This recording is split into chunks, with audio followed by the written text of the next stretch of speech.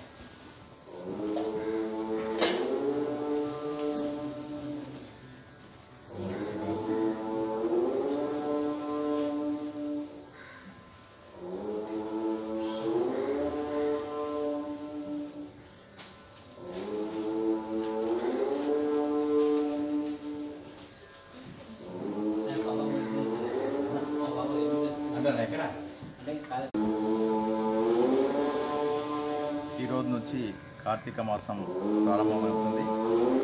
ఈ నెల రోజులు కూడా అందరూ కూడా హిందువులంతా కూడా భక్తి శ్రద్ధలతో ఈ యొక్క కార్తీక మాసాన్ని నిర్వహించుకోవడం జరుగుతుంది. ఈరోజు పాలమూరు పట్టణంలో ప్రముఖమైనటువంటి దేవాలయం, ఈ దేవాలయంలో మరి గత అనేక సంవత్సరాల నుంచి కూడా ఈ దేవాలయంలో ఈ యొక్క కార్తీక మాసం సందర్భంగా భక్తులు అనేక మంది వస్తూ మరి ఇక్కడ అభిషేకాలు పూజలు చేసుకోవడం జరుగుతూ ఉంది. ఈరోజు కూడా మరి ప్రారంభం రోజు భక్తులు రావడం జరుగుతుంది. అందరూ కూడా కోవిడ్ నిబంధనలు పాటిస్తూ మరి స్వామివారిని దర్శనం చేసుకోవడం జరుగుతుంది. ఈ యొక్క కార్యక్రమం అనేక సంవత్సరాల నుంచి మరి ఇక్కడ ఉన్నటువంటి పూజారి గారు ఎంతో చక్కటి ఏర్పాట్లు చేసి భక్తులకు ఇబ్బంది కలగకుండా వాళ్ళ యొక్క కార్యక్రమాలు నిర్విఘ్నంగా జరగడానికి కోసం మరి కార్యక్రమాలు ఇక్కడ నిర్వహిస్తూ ఉన్నారు.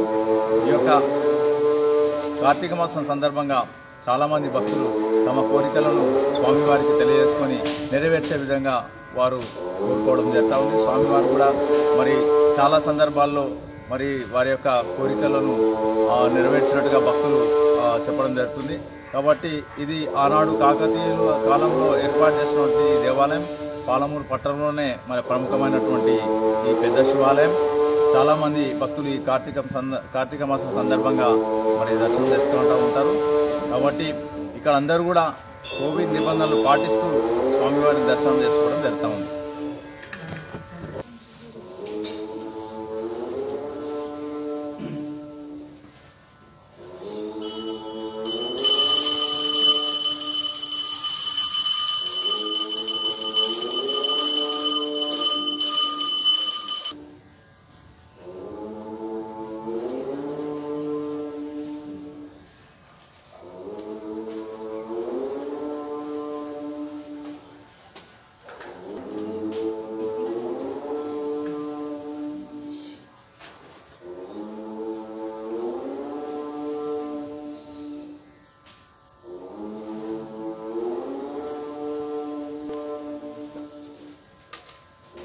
ओम श्री गुरुभ्यो नमः। ओम गुरु ब्रह्मा गुरु विष्णु गुरुदेवो महेश्वरः गुरु साक्षात् परब्रह्म तस्मै श्री गुरवे नमः। ఇది కార్తీక మాసం. ఈ రోజు నుంచి కార్తీక మాసం మొదలవుతుంది. ఈసారి కార్తీక మాసం సోమవారం నుంచి మొదలై ఉంది. ఈ కార్తీక మాసం మాసాలలో కల్లా కార్తీక మాసం చాలా ఇష్టమైన మాసం. ఈ మాసంలో దీపం వెలిగించడం వల్ల మనకు పుణ్యం, జ్ఞానం, ఆయు, ఆరోగ్యం లభిస్తుంది. కార్తీక మాసం శివునికి, విష్ణువుకు చాలా ప్రీతికరమైన మాసం. ఈ మాసంలో సోమవారం చేసే అభిషేకం శివునికి చాలా అత్యంత ప్రీతికరంగా ఉంటుంది. ఈ విధంగా దీపదానం చేయడం వల్ల విష్ణువు సంతోషించి ఆయు ఆరోగ్యాలు ఇస్తాడు. మన పెద్ద శివాలయంలో కార్తీక మాసం పురస్కరించుకొని ఉదయం నుంచే స్వామివారి 5 గంటల నుంచి స్వామివారికి పూజలు జరుగుతున్నాయి.